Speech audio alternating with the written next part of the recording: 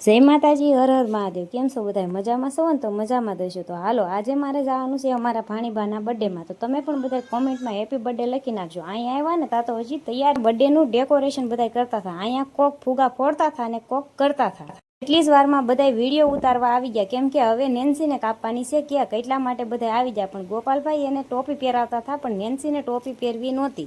ટોપી નહોતી પહેરવી એટલે એ રોવા માંડી। અહીંયા તો અમારા આર્યનભાઈએ તો ટોપી પહેરી લીધી હો પાછી। પછી ટોપી પહેરી કે ન પહેરી પણ કેક કાપવાનું શરૂ કરી દીધું હો।